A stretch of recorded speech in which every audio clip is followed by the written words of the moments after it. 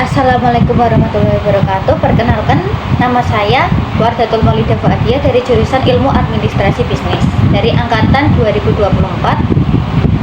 dengan nomor induk mahasiswa 0533123353. Pada video kali ini saya akan membahas mengenai materi term. Term pada hakikatnya merupakan sebuah satuan dasar dalam logika yang mengarah pada konsep maupun objek tertentu. Sedangkan term sendiri ini termasuk dalam logika yang merupakan kata atau kelompok kata yang memiliki makna tertentu yang akan digunakan untuk menyatakan sebuah konsep maupun gagasan. Term sendiri terbagi menjadi 3 jenis, yaitu yang akan saya jelaskan mencakup beberapa contoh. Yang pertama, ada term singular atau bisa disebut term tunggal yang merujuk pada satu individu, benda maupun entitas tertentu secara spesifik yang biasanya akan bersifat definit dan pasti. Untuk contohnya bisa diambil dari Presiden Indonesia yang hanya merujuk pada satu orang yang memiliki jabatan yang waktu sudah ditentukan. Yang kedua, ada term umum atau bisa disebut sebagai term kolektif maupun universal yang lebih merujuk pada sekelompok individu, benda atau entitas yang memiliki sifat dan karakteristik sama serta bersifat umum yang mencakup banyak anggota dalam suatu kelas maupun kelompok. Contoh kecilnya tak lain ialah manusia yang termasuk dalam spesies Homo sapiens.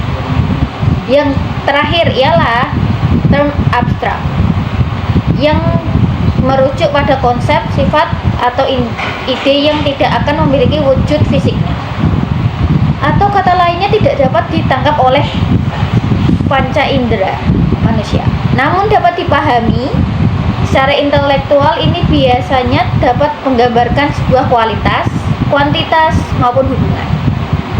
Contohnya ialah keadilan yang sangat tidak dapat ditangkap oleh panca indera namun dapat dipahami secara konsep moral dan hukum. Setelah membahas materi term, kita akan membahas materi berikutnya, yaitu bentuk sesat pikir atau logical fallacy. Apa itu bentuk sesat pikir? Bentuk sesat pikir merupakan kesalahan dalam penalaran yang menyebabkan argumen menjadi tidak valid atau lemah. Lebih jelasnya, bentuk sesat pikir dapat dimulai dari menyerang diri sendiri atau pribadi. Karena pada kesalahan ini akan terjadi saat seseorang menyerang karakter, motif, atau sifat pribadi lawan bicara, bukan hanya membantah argumen yang disampaikan.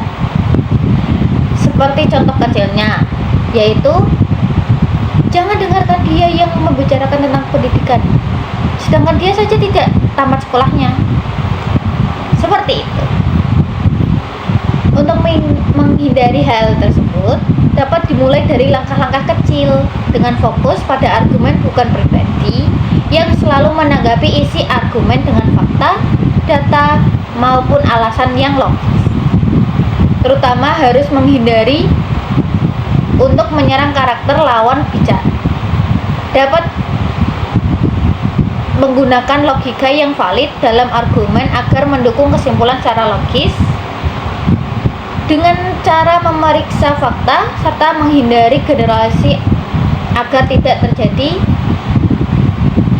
kesalahan seperti membuat kesimpulan yang didasarkan pada informasi yang tidak lengkap atau hanya asumsi seseorang saja. Kita dapat menggunakan bukti yang relevan serta cukup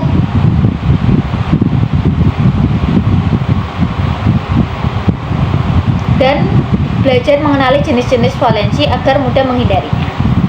Sekian, terima kasih. Wassalamualaikum warahmatullahi wabarakatuh.